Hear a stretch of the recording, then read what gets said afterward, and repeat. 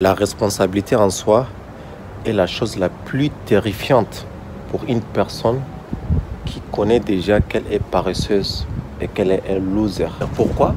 Parce qu'une fois cette personne réalise qu'elle n'a pas le mental pour changer sa vie, pour s'améliorer, pour se remettre en question, pour apprendre de ses erreurs et avancer, etc., etc., eh bien, la seule chose qu'elle a besoin, c'est la responsabilité en soi.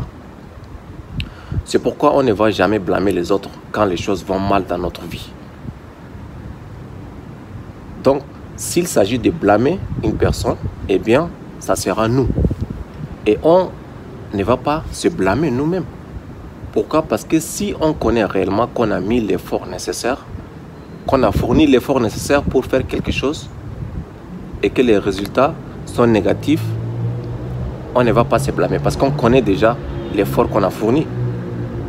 Donc, on apprend de ces erreurs-là et on se remet en question, on s'adapte et on continue vers l'avant. Donc, je peux le dire que la responsabilité en soi est la clé enivrante du succès.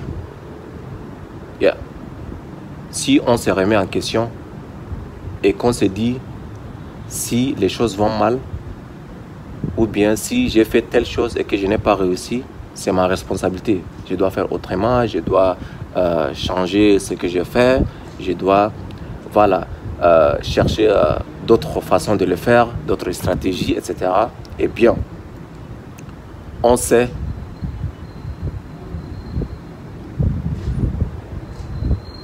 quoi? Eh bien, on sait quoi? Yeah, tell me, on sait quoi? Où sont parties les idées, man? Eh bien, on sait quoi? Eh bien, on sait qu'on arrivera, peu importe les obstacles.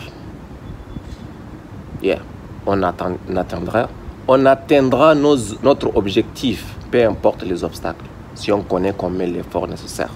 Alors, on ne blâme pas les autres, on ne blâme pas l'environnement dans lequel on vit, mais on s'adapte et on continue. That's it, man. Yeah. J'espère que vous avez compris dans quel contexte je parle de la responsabilité en soi. D'ailleurs, je vais parler plus profondément prochainement concernant ce sujet-là. Voilà. Partagez votre avis. Ok? 700 horsepower, left them in the dust, nigga.